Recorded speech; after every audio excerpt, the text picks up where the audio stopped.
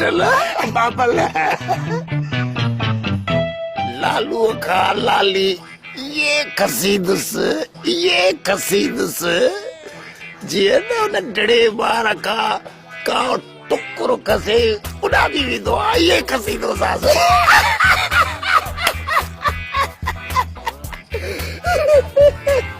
बाबल साई नाराज न थीजे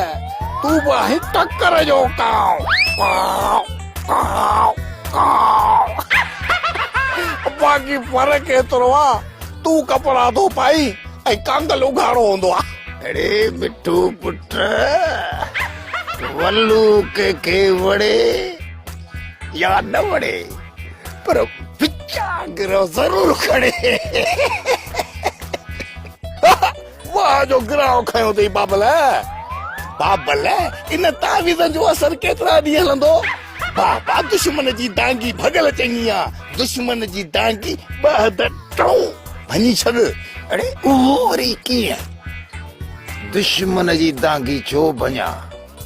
मां त लालू का लाली कसीदुसि छो त आई लव यू लाली माना मुंहिंजो साहु लालीअ में आहे बाबल नंढे हूंदे मूंखे बाबा साईं ॿुधाईंदो हो त देवनि जो साह आहे न उहो तोते में हूंदो आहे तूं वरी तो चवीं त मुंहिंजो साह लालीअ में ये जो छठी है दोनों कटी जाए मां तो कि दे तो लगा तो क्या न बाबल तू जिनन जी खा रही अरे फाइनल गालते जो फाइनल गालते छा थो पकी बाबल साईं कम सोलो आ ब लोफर घुराए लालू जो जीअण हराम कर घर में टपर टाड़ी न छड़ीस सब खणी वञस त खबर पवेस सुञो थींदो न त खबर पवंदस वरी भी तो वटींदो तू भी कर्ज जे मथा कर्ज ॾींदो वञेस अरे मिठल पुट वाह यार मूंखां त वधीक तुंहिंजो दिमाग़ कम थो करे तू हाणे भला हीअं कर जेकॾहिं सलाह ॾिनी अथई न ॿ टे गुंडड़ा हथ कर लालूअ जे घर खे पासो ॾियो वक़्तु वठी घर खे अहिड़ो ॿुहारो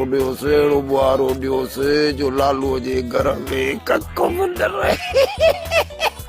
बुहारी ला त भंगी घुराइणा पवंदा बाबल साईं अकल जान था बुहारो झाड़ू को नथो चवा ॿियो बुहारो हथन वारो बुहारो टपर टाड़ी करी रवा थी वञो बाबल अलाह ताला खे छॾ खणी ऐं जेके चोरनि न इहे लालू जो सामान चोरी कंदा